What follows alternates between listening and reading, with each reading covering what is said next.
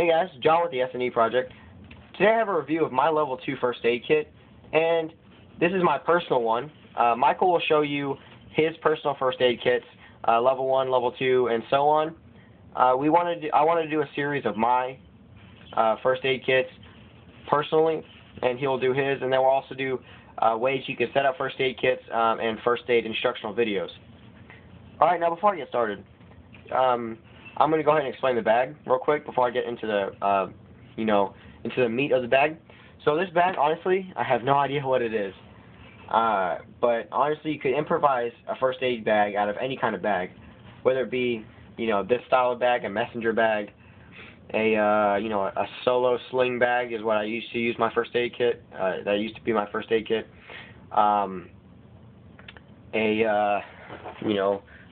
Sort of like a jump pouch like this one, something as simple as this little bag, an assault pack, one of those really slim backpacks you could improvise a first aid kit out of. Any kind of bag really, I mean, as long as it's organized, semi-organized, and as long as you know where everything is. So that's basically, you can improvise any kind of first aid kit out of any bag, any case, anything.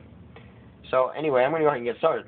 Alright, so as you see on the front here, it does have PALS webbing, and just in the PALS webbing I have a simple glow stick. I'm going to pick up some more so I can, have like about 5 right here, and then I have this pair of scissors, safety shears, medical shears with the guard for cutting clothing, just so you don't get into the skin. It just rides along, so as you're cutting it rides along the skin. And that fits nicely in the MOLLE, not in the MOLLE, in the PALS webbing. And it doesn't fall out, so it's perfectly fitting in there. So if you want to throw a pair of shears on your medical kit into the PALS webbing, also a tourniquet would work great if the PALS webbing is just a little bit bigger. You can always cut a little bit of the thread up here just so you can make the MOLLE, the PALS webbing a little bit bigger. To slide a tourniquet up in there or whatever you want to slide, maybe a fixed blade or whatnot. But yeah, that's what I run on the outside. The strap is a sling kind of strap, simple sling strap, and as you can see, there are some dump holes. Actually, these are like little button snaps for the inside. I don't use the button snaps that come with this kit on the inside. But it does have a drainage hole, pretty large one too, so any water gets in there will go right out. On the strap here, it does have some PALS webbing as well.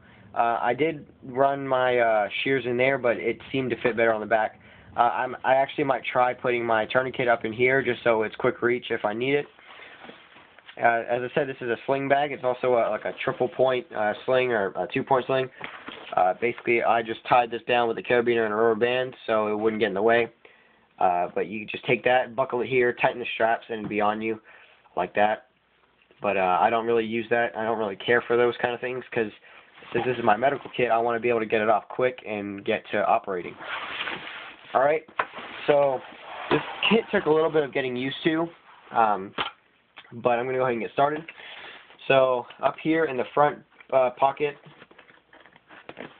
up here, and these are YKK zippers. They're very, very durable, very, very good zippers. So on the inside here of this front pocket, it just has the regular ACU camouflage on the inside, regular MOLLE ripstop, not MOLLE, regular material ripstop. But on the inside here, I do have some like emergency type things. First of all, I have my first aid tools, an extra pair of scissors, some super glue, another pair of scissors, a knife, some tweezers, and some more super glue. I have 2 cold compress pads, instant cold compress packs, and I do run cross country, and this bag does come with us to our races and stuff like that. So I always have those quick reach if I need them. Moving on, I do have a emergency survival blanket in case of any, in case I need to, help with heat. And obviously at races and stuff like that, they do have trainers and medics there. But just in case no one's around, I can be a first responder, just in case I need to. In here, I just have a random surgical mask. Probably gonna throw that out, and it's already on the floor. I have an emergency rain poncho. I do have a couple items in here like this, that could be used for, everyday stuff. This could be used for rain or shelter or to cover a patient in case to be covered from the rain, and obviously an improvised shelter. It's bright yellow, so it's high visibility. And the last thing I have in here is a simple hyphen chest seal. It's good for, obviously it's a chest seal, to help with sucking chest wounds, stuff like that. So in the event someone, suffers from a gunshot or a wound to the chest, and it is affecting their breathing, I am able to help with that. And obviously, I don't want to do that if there's a medical professional around and I'm able to supply them with what they need. That's also what this kit is for. Alright, now this, as I said, this kit did take a little bit of getting used to, and they are YKK zippers, but it's not really that wide of an opening. As you can see, a bunch of my first aid supplies. The one thing I do like about this kit is that it's Velcro, that I can, take the inserts out. They are Velcro inserts, so I can just, pull them out if I need to. So I'm going to go ahead and, put this bag to the side and go over the stuff. So this is one of the inserts. This is a quick reach insert if I need to grab anything quick. First of all, this is not in any straps. Actually, I can put it right here.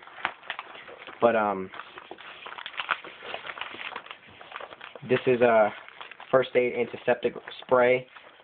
I went with this because it was a little bit cheaper than the your normal Neosporin brand. It's $4. It's like $5 or $6 for the spray, the small spray Neosporin. Well, I get the really small one and waste money and then get this for a couple bucks. It's a lot larger, and it does the same things. Right here, right next to it, this is my suture, my my closure kit. I've got some antiseptic wipes, some surgical medical tape for improvised butterfly closures or stair strips. Got some butterfly closures here, some duct tape for also improvised closures, and I've got 2 sutures in the back there. As I said, this could be a kit that I could supply medical professionals with, because I don't want to mess anybody up. So in case I do need to provide equipment to a medical professional, obviously I'll do so. All right, right here is a combat gauze dressing from North American Rescue Products.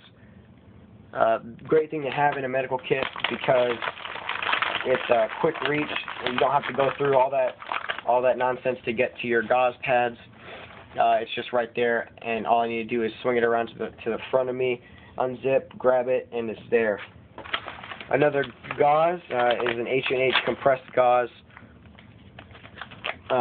sterile, obviously sterile gauze. It's 4.5 inches by 4.1 yards, so it extends to a larger bandage if need be. Right here are some tongue depressors, which could also be used as finger splints. Here is an airway, a rubber airway, or non-latex airway, with some lubricant, obviously, to help with the insertion into the naval cavity. And that's also an emergency type of tool. I do know how to use them. It's just if I need to provide it to a medical professional, I can. Alright, moving right below that is my eye care kit. I've got some pink eye relief eye drops, some regular clear eyes eye drops, a couple of gauze pads, an iPad in a little plastic baggie to keep it semi-waterproof, and to keep it all organized together. So I do have a kit of my, you know, of eye care. Right next to that, you guys have seen this in some of my first aid videos, some wound seal powder, instant sealing powder. It basically clots up the blood, sealing it. Right above that is an ace bandage with a safety pin. Right next to that is just some quick reach band-aids. Right below that is a snake bite kit I got from Walmart. Came with a scalpel and some other various goodies that you could use in a snake bite situation. Right here in this little Altoids tin is medications. There's Benadryl, gas relief, antidiarrheal, Tums, and ibuprofen. And it all fits in a nice Altoids tin, so it is organized. Right next to the Altoids tin is a roll of gauze. It's about 2.5 inches by, I'd say about 1.5 yards, maybe 2 yards. Right here are some gloves, sterile and non-sterile. And then right next to that is a lot of alcohol prep pads and alcohol cleansing pads. Those are always good to have to clean the affected area. Alrighty, moving on to the other section of the bag. So here's the bag again, and as I did say, it is there are removable sections. So in this pocketed mesh area, and also right behind it, since it is Velcro, I just threw it behind it since the top and bottom Velcro. I just threw a military version of the SAM splint.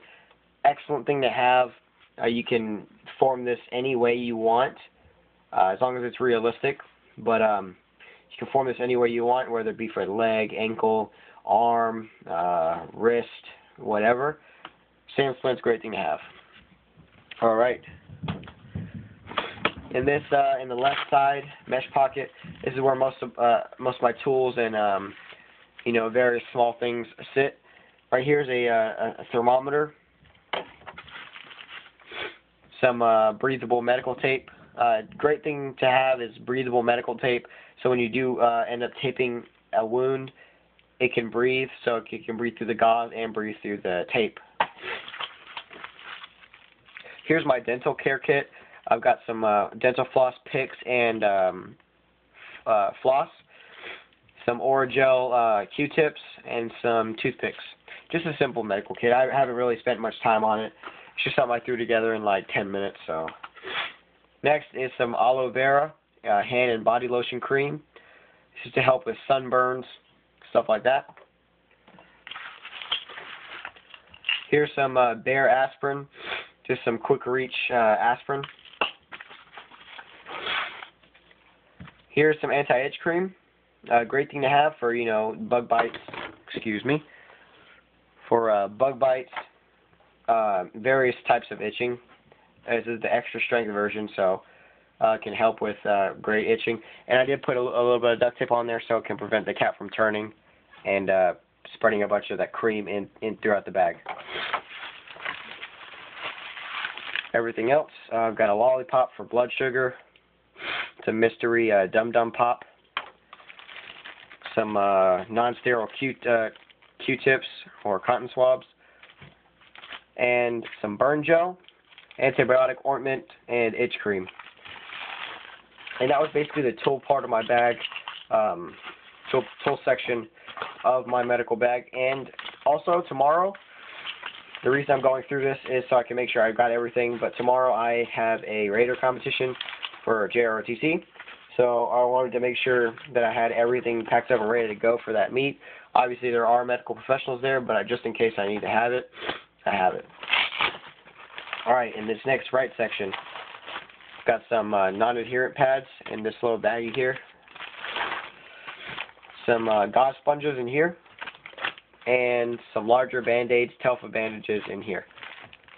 Alrighty guys, so that was my first aid kit level 2 video.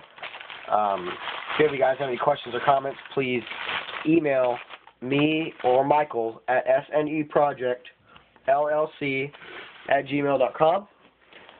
We do check our emails daily, so feel free to email us at any time. Thank you guys for watching. Remember, take care and stay safe, and be looking out for more first aid videos and other videos by Survival Never Ends. Thank you guys for watching, and I'll see you in the next video.